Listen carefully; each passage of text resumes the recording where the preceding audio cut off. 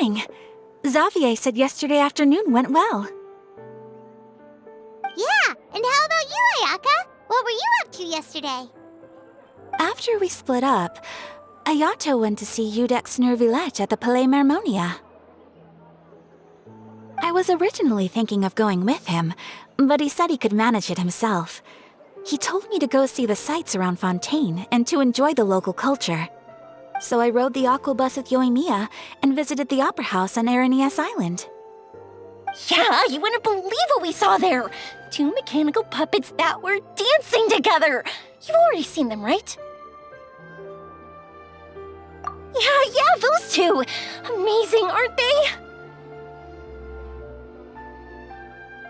We sat and watched for quite a while.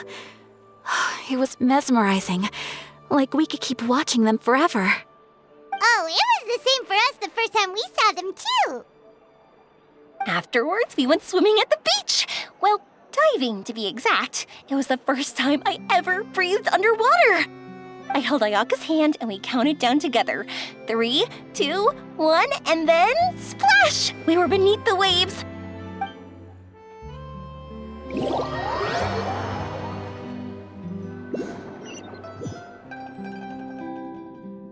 At first, I didn't dare to open my mouth. But once I couldn't hold my breath any longer, I decided to take a big breath in.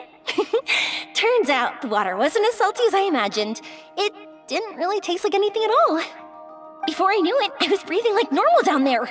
It was an amazing feeling. Ayaka said I was too nervous and needed to loosen my grip. She got used to everything way faster than I did. I knew that the Traveler could do it, so I had no doubt we could do it too. That helped me feel at ease as soon as we dove in. The underwater world in Fontaine truly is beautiful. I love seeing the romaritime flowers blossoming underwater, like little candles lighting up the streets at night. Yeah, and there were so many creatures that we've never seen in Inazuma. Like those fish that shimmer like a sword blade. Whoosh! Oh, and those big fish that call when they see people. Ooh. Oh, you mean hunters' rays and blubber beasts. I just love the name Blubber Beast. Just wait till Pops and the others hear about this. They probably won't believe a word I say.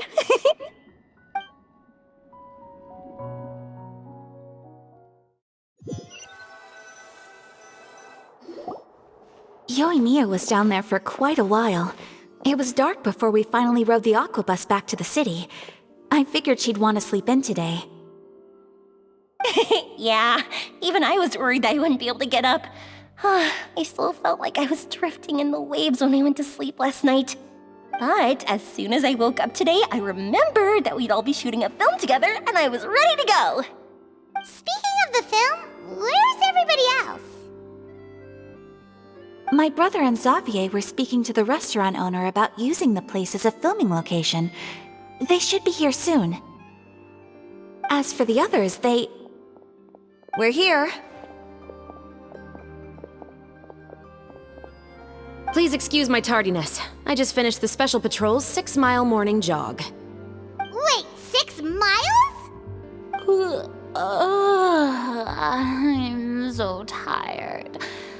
I heard you all chatting, so I decided to come down. I sure could use some of that endless energy everyone else has. Good morning, everyone.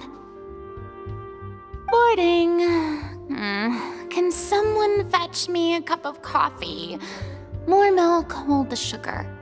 Sure, I'd be happy to do that for you. No, you can't go anywhere. Please, have a seat over here so I can get started on your makeup. The last thing I want is coffee stains on my costumes. I can get the coffee. It's the perfect job for an assistant.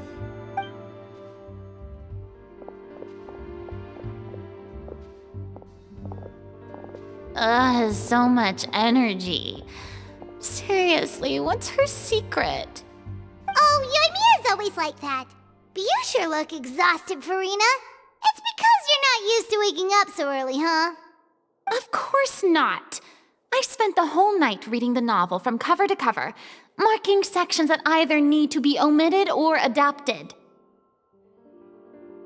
Wow. Paimon didn't expect you to be so thorough. Well, I was the biggest star in all of Fontaine after all. It takes more than just a pretty face to earn a reputation like that. I know how to get serious when the situation calls for it. I went all out when I was acting as an Archon, so why wouldn't I do the same for my own life? Here's your coffee, Director Farina.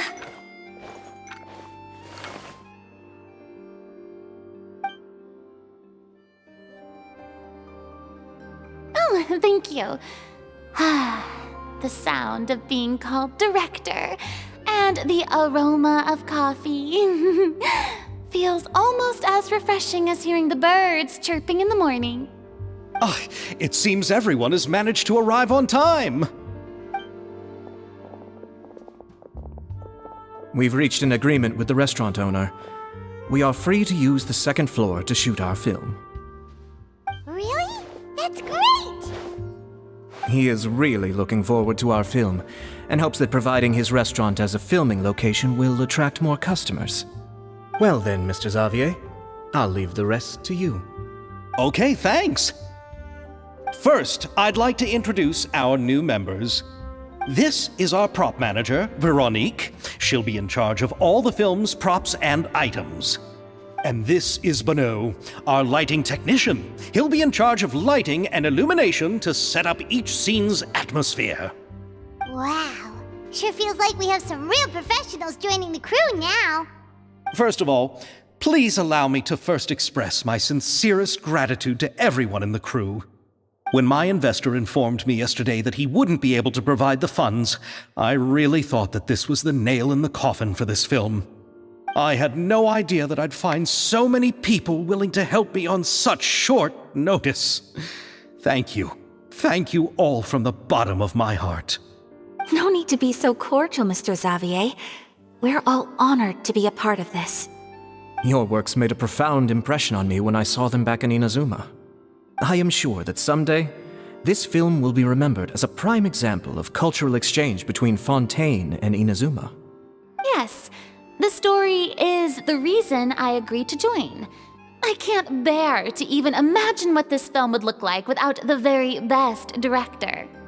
Anyway, I would like to make a promise to everyone that as the producer of this film, I'll do whatever I can to ensure that everything goes as smoothly as possible. This is not just my film. It also embodies the thoughts and feelings of every person here, as well as the endless effort we are about to pour into it. So, without further ado, the Two Musketeers will officially begin filming now! You may take it from here, Director Farina. All right, listen up, everyone.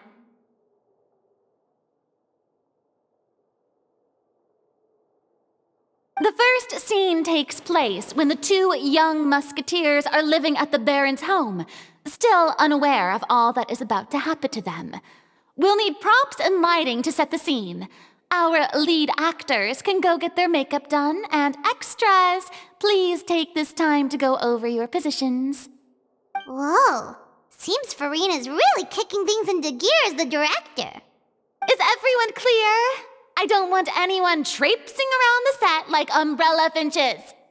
All right, cameras will start rolling as soon as the set is ready. Let's make a film that'll make some serious waves in Fontaine. Not the kind of waves that drown people. I mean, the good kind of waves. Seems like she's still a bit traumatized by that. Anyway, let's go see if there's anything we can do to help.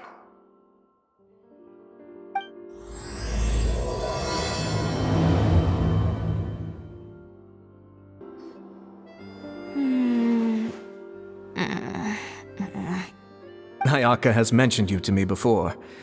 She said that you two were great friends when you were kids. No talking. I'm thinking about how to do your eyeshadow. Ah, yes. To help me really look the part. To achieve a more young and naive look for this scene. Are you saying the wrinkles around my eyes are too deep? You just have too much of a calculating look in your eyes. You sure don't mince your words. It seems you really haven't changed much. Quiet. How about here? A little more to the left. You got it. Hey, Yoimiya, do you need a hand? No, I'm fine. You know, doing the lighting is kind of like designing a fireworks show. It's interesting to imagine what kind of atmosphere the lights will create. I heard that the Traveler will be operating the camera and Paimon will be the clapper loader, right? Those roles are just perfect for the two of you. Really? Is that because it'll be easy for Paimon to hold the clapperboard while flying? Well, sure, there's that, but that's not exactly what I meant. I just think that after all your journeys together, you two must have developed a super close bond and just naturally know how to work with each other. If I'm not mistaken, the director will want the cameras rolling as soon as the clapperboard goes clack. Oh, I see. It's amazing to see the magic behind filmmaking. Yoimiya, we need lights over there too. Oh, on it! I've got to get back to work. Chat with you later. Oh, it's exciting to see so many people working together to bring the film to life.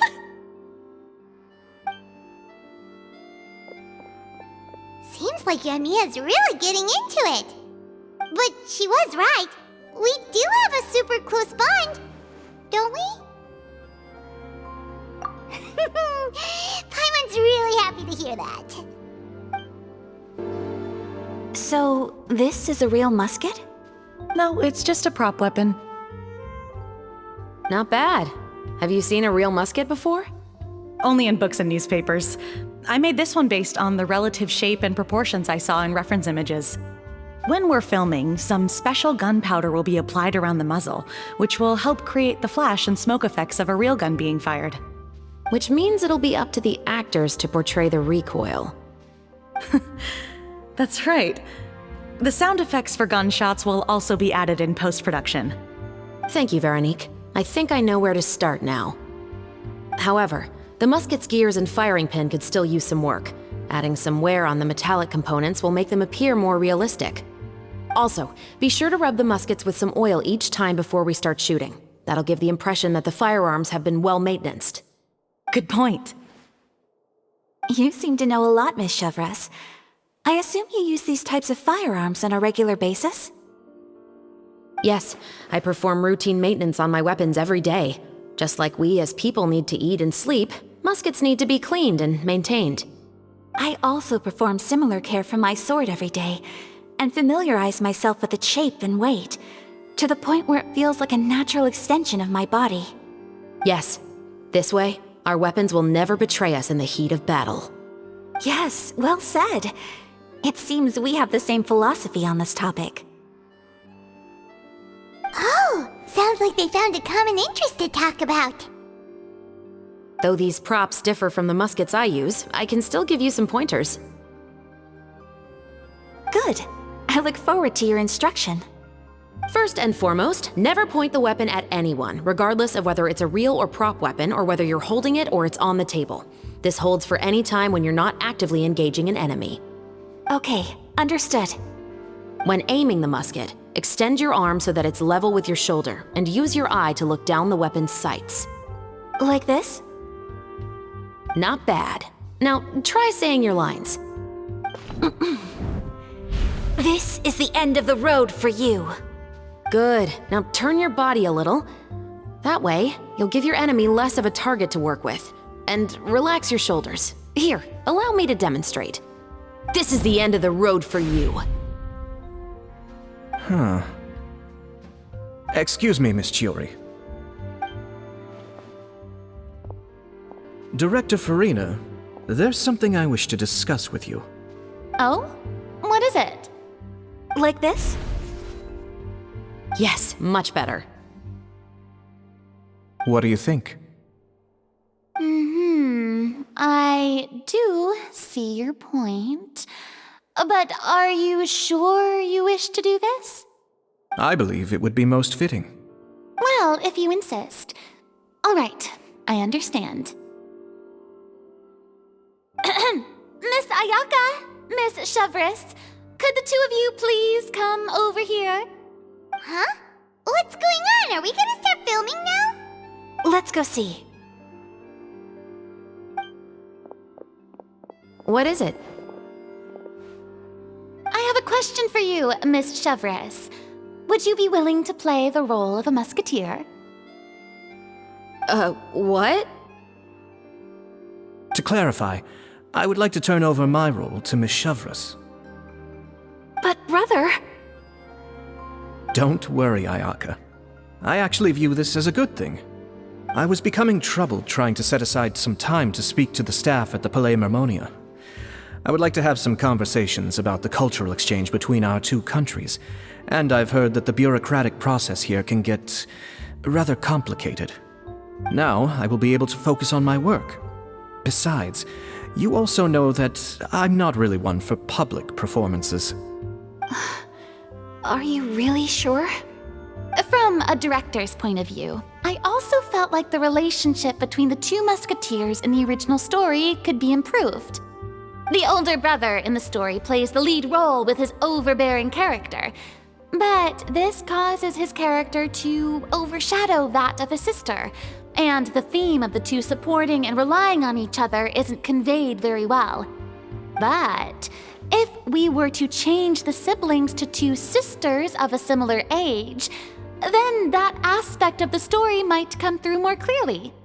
Also, I've seen you instructing Ayaka. That cold and dignified personality is exactly what we need for the older musketeer.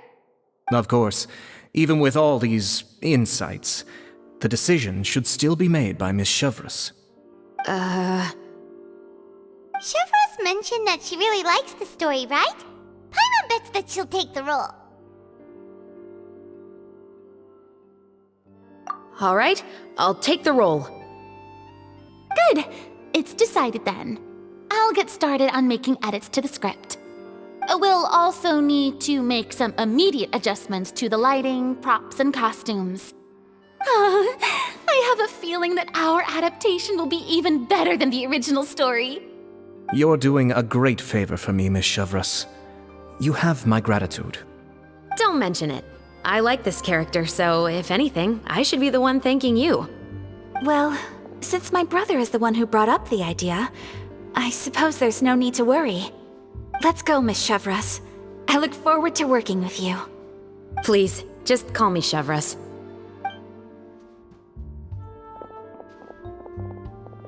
Seems like you're really going out of your way to solve the problem I was having with your makeup. Surely you jest, Chiori. I assure you that I was mostly motivated by a desire to spend more time on formal business. Oh, come on, you really think I'd buy that? According to what I've heard from Ayaka, her brother is someone who can juggle 10 different matters at the same time. I'm sure you have other reasons for backing out. Perhaps. Ayaka always said she wanted to go out and see more of the world, just like the Traveler. But I feel that she needs not only to see other nations, but also to make some different kinds of friends. I think it would be harder for her to make new connections with me constantly by her side. I would like to give her some space. Alright, go on, spoil her some more. Ayato, it's too bad you're stepping down from the role. Paimon really wanted to see you act as a musketeer. No need to poke fun at me. I'd wager that you also felt that I wasn't the best candidate for the role. It's a little hard for Paimon to imagine you saying those lines. Yes, I've made an appointment to meet some people from the Palais Mermonia. Now, I will have some more time to prepare. Traveler, get the camera ready. Paimon, get the clapperboard. Actors, to your positions. We're about to start shooting the first scene. Go on now. And please take good care of Ayaka. Yep, don't worry. Thank you. I look forward to seeing the film when it's finished. All right. Now that we're all here, let me help set the scene for everyone. The first scene takes place when our two main characters are still living at the Baron's estate. They've been ostracized and verbally abused by others in the household, but they still have no idea why. We want to capture how naive and innocent they are despite their pain. Chevris will be playing the role of the older sister, Tulip, and Ayaka will be the younger sister, Iris. Be sure to get close-ups of the main characters at the right moment. Silence on the set! Lights, camera, action! Let's go! Tulip, Mother's been out for quite a while now. Perhaps she went to pick some flowers on the way home. You know how she loves flowers. Iris, Tulip, I'm home. Mother! You were out for so long, we were beginning to worry about you. I'm sorry, but I'm back now, safe and sound. Here, I brought your favorite treat, apple turnovers. Mother, what are those bruises on your hand? Huh? What bruises? Oh, I must have bumped into something while I was working yesterday. But I didn't notice them this morning. Then perhaps they're from when I accidentally tripped when I was out just now. By the way, did you have fun playing at home? What's the matter, Iris? Well, we've realized that no one really wants to play with us. They even took Iris's doll and spat at us. And they even called us names. They said we were... Shh! It's all right, don't worry. Girls, listen to me. It doesn't matter what anyone says. Don't listen to them. No one can define you with such words. You both have wonderful lives ahead of you. Just like your names. You will both blossom like beautiful flowers. Maybe your time to blossom hasn't quite come yet, but one day, you two will bloom more beautifully than anything else. Don't let the soil you're in now ruin your future beauty. Understand? My dear daughters. And cut! Not bad. The actors' emotions were all on point. Let's keep that take. Also, if our clapper loader could avoid shouting at the start of the scene next time. Oh, got it. Great. I was a little worried that my nerves would get the better of me. What about you, Chevris? I felt fine. The lines weren't too difficult at all. Seems like Farina must have adapted the role nicely. You two were great. I couldn't tell it was your first time acting in a film. You should have more confidence. Thank you for your encouragement. Positions, everyone! We'll move on to the next scene after we try a few more camera angles.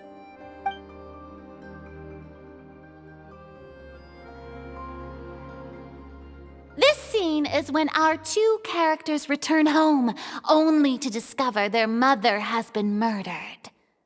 Ready? Lights! Camera! Action! Mother, we're back! Mother?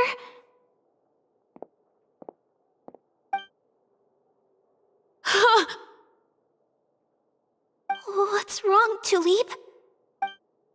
Iris, stay away! Huh? Why? What's... Mother! Mother... She's...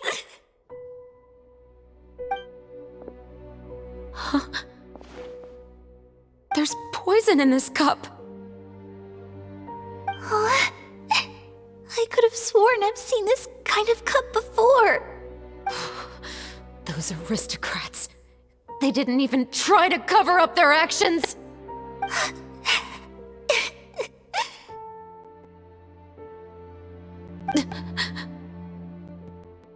Iris, we need to leave this place. Leave? But now that Mother is gone, where can we even go?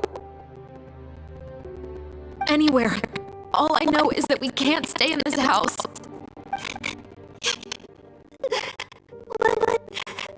Are we just going to let them get away with this? We'll have our revenge, I promise you. Just not right now.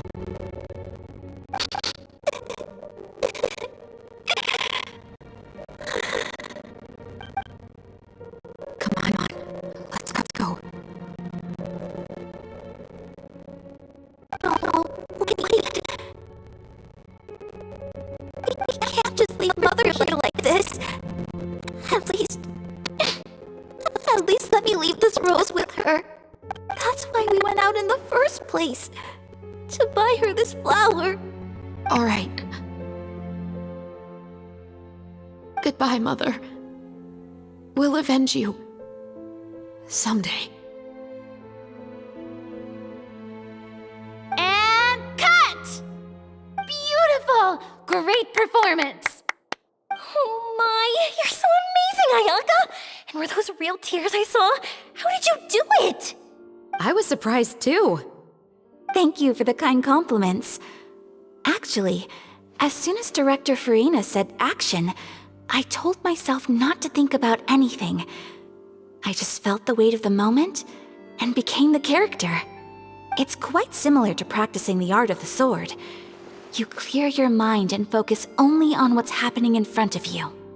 Ayaka's performance was amazing. Have I discovered an acting prodigy? Pipe down, everyone! We need to move on to the next scene!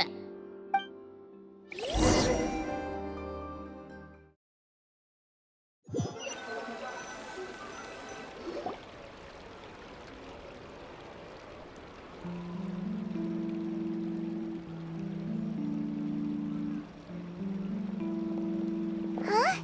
Are we done already? But Paimon wants to keep playing with the clapperboard. How do you feel, Traveler? Is your arm sore from holding the camera all day? Good work, you two. You too, Shivers. You were quite the actress today. I've read this novel many times before. I have a good grasp of my character's mindset. Anyway, do you remember my request from yesterday? Oh, right! We were having so much fun that Paimon nearly forgot! You have a case where the murders seem really similar to the cases in the novel, right? So, how are they similar exactly? In the story, the main characters grow up to become two musketeers, always using their guns to carry out their revenge. And on each of the victims, they place a rainbow rose as a signal that they've returned. Yes, that's correct. We found rainbow roses just like in the novel. Seems like you're connecting the dots now. Oh, that does sound pretty concerning. Especially after seeing the script today. Oh, now Paimon can't stop wondering what kind of ulterior motive the murderer might have. What do you think, Traveler? You're smart. Paimon wants to hear your thoughts. Good. On behalf of Fontaine's Special Security and Surveillance Patrol, thank you for your dedication to justice. There's no time to lose. We should start investigating right away. Follow me. Huh? Right now? But we just got done filming all day. Paimon's so tired. The most valuable intel always comes after nightfall. They are like small, remote islands in the middle of the sea. If you don't stay vigilant, you will pass right by them in the fog. That's how one of my favorite books always puts it, at least. Welcome to Le Show's Clockwork Workshop. How can I help you? Hello. I'd like to know if anyone has purchased some special components lately. Special components? Sorry, could you be more specific? I mean the kind of components that aren't typically used for clockwork toys, but for firearms. Huh? For firearms? No, we don't sell those sort of things here. Don't misunderstand. I'm not here to cause any trouble. We are merely investigating a case, and we're hoping that you could cooperate. Well, to be completely honest, I'm not even sure what kind of components that would entail. Has anyone ever purchased components here as an individual rather than on behalf of an organization? We have a lot of customers who buy toys, but those who buy components are all regular customers who buy in bulk on behalf of their organization. Is that so? I understand. Thank you for your cooperation. You're welcome. It's the least I can do. Oh, hey, Chevris. Run out of oil for your musket again? Hello, Estelle. I want to know if anyone has come to your shop recently to order some firearm components. Oh, is this another case? Let me think. I don't think so. Some people have requested that I make some prop guns for the Fontanalia Film Festival, but I refused all of those requests. Oh? Why's that? Because there's no profit! I only make things here that can do some real heavy lifting. I don't have the energy to make some new molds just for the festival. Then has anybody come specifically looking for mechanical components? Well, I usually sell off my scrap to the Fleuve Cendre. I don't typically give them to one specific person. I understand. Thanks for your cooperation. Don't mention it. Always happy to have the Musketeers' patronage. Seems like we haven't found any leads to go off yet. Yeah, unfortunately. All right, let's head to Fleuve Cendre next. Huh? Are you sure? People might not be so thrilled to see the captain of the special patrol there. You think so, huh? Then I guess you don't know. Huh? Know what? That I grew up in Fleuve Cendre. Hello, I'd like to ask some questions. I don't know anything. Don't worry, I'm not here to arrest anybody. You say that now. It's the truth. Here, take this as my guarantee. Wait, did Paimon just see what she thinks she saw? Is the captain of the special patrol bribing a citizen? Seems you're different from the other guards. What do you want to know? Have you heard anything related to muskets in Fleuve Cendre lately? Anything at all? Muskets, huh? All I know is that about 2 weeks ago, we started hearing some loud noises at night. So loud that it's been waking me up. Were they gunshots? Possibly. It's hard to tell around here. Someone's house collapsing, a pipe exploding somewhere, it's all the same. But the noises I'm talking about definitely happened after I fell asleep. Do you know where the noises were coming from? I don't remember clearly. Is it that you don't remember, or that you need to think about it some more? You tell me. Then please, think about it some more. She's giving her even more The noises came from the end of the Southern Waterway. I came out and had a look for myself and I wasn't sleeping well, but I didn't dare get too close. That's all I know. All right, I'll take your word for it. Thanks for the pâte de fruits.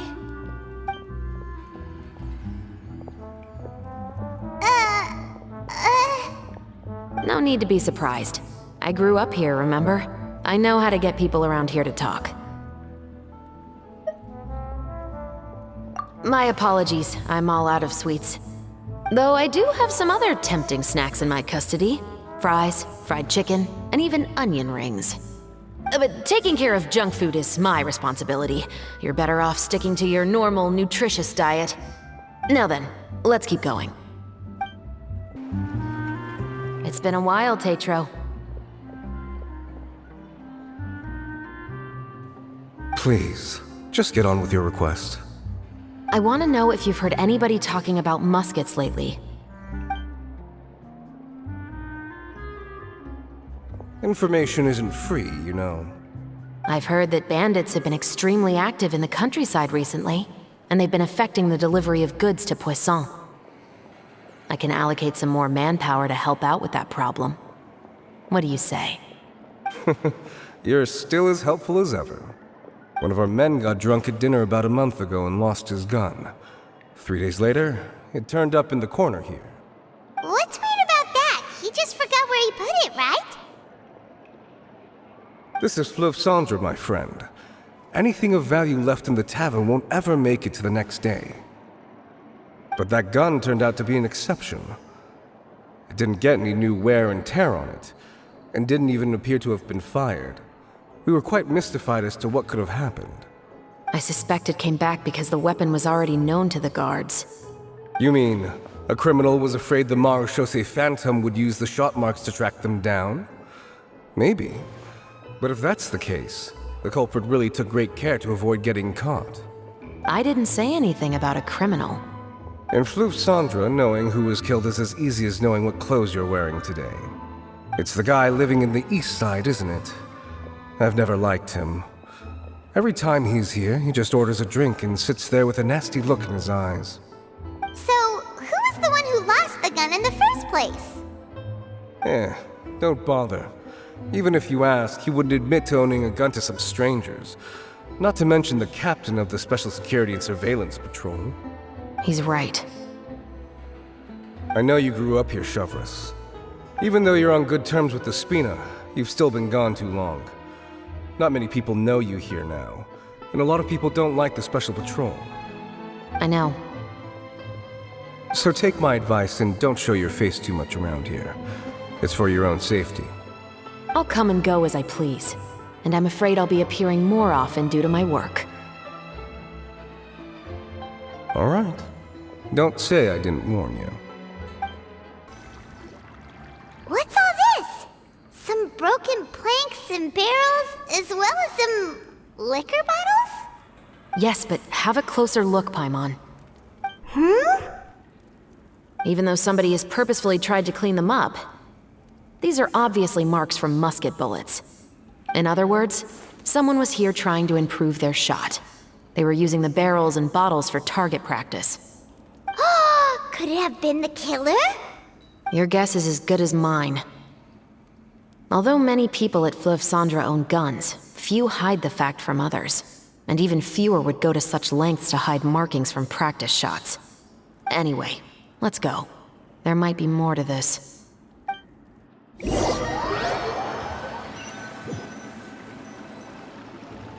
Seems like that's all we'll be able to uncover for today. Paimon feels like we managed to learn a lot more here than up on the surface. Yes. Assuming that everything we found is indeed connected to our suspect, then their timeline was probably something like this. A month ago, our suspect found a gun and took it home to disassemble it. Once he'd figured out its mechanics, he brought it back. In the following weeks, he used some parts to create his own makeshift musket and took it to the Fleuve Cendre for target practice. Then, a few days ago, he found his target and carried out the murder. Once the deed was done, he left a rainbow rose on the body, just like the scene in the novel. That all makes sense to Paimon, but we're still no closer to figuring out the killer's identity! The deceased was a resident of Fleuve Cendre. It's said that he was a poor, solitary man. Yeah, that's also something I'm trying to figure out. If we are indeed following the novel, and there's a story behind the murder, then this murder should be an act of vengeance.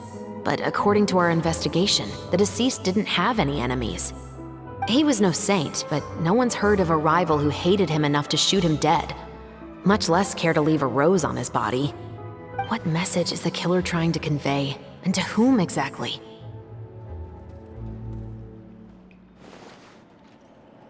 We've thoroughly investigated that possibility. He claims to have spent the whole day at the Opera House on the day of the murder, and the staff there have confirmed his account.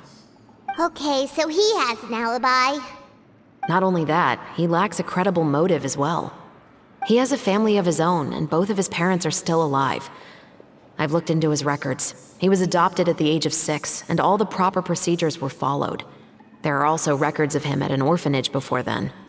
In the story, the mother of the 2 musketeers was murdered after the children turned 10. Of course, he could have changed the children's ages, but I don't want to assume anything without evidence. More importantly, I've also had a chat with him in person.